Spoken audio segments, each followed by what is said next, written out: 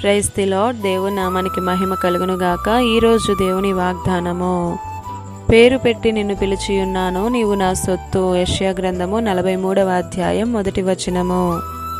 ఈ ఉదయకాలంలో దేవుడు మనతోనే మాట్లాడుతున్నాడు. పేరు పెట్టి నిన్ను పిలిచి ఉన్నాను, నీవు నా సొత్తు అని. ఎంత గొప్ప మాట! దేవుడు మనల్ని ప్రేమిస్తున్నాడు కనుకనే నీవు నా సొత్తు అని పేరు పెట్టి పిలుస్తున్నాను అని వాగ్దానమిస్తున్నారు. ఈ లోకమైతే మనం వేసుకునే బట్టను బట్టి, మనం మాట్లాడే మాటను బట్టి మనకు విలువనిస్తారు.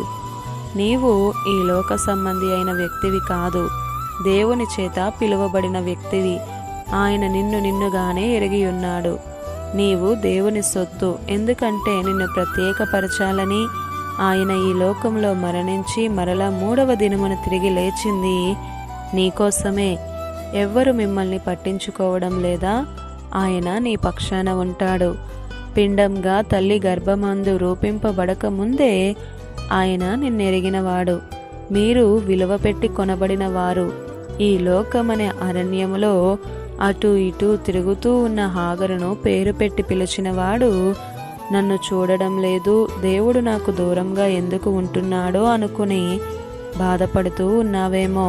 ఒకవేళ ఈ లోకం మర్చిపోవచ్చు నిన్ను, కానీ నా దేవుడు మర్చిపోడు.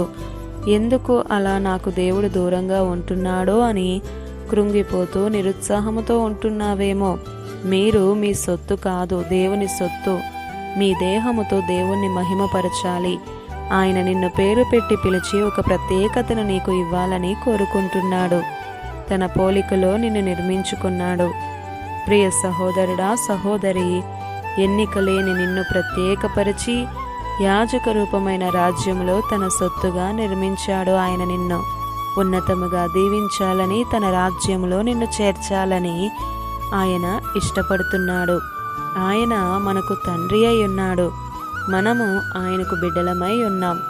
ఆయన కృప మనకు తోడయుండునుగాక.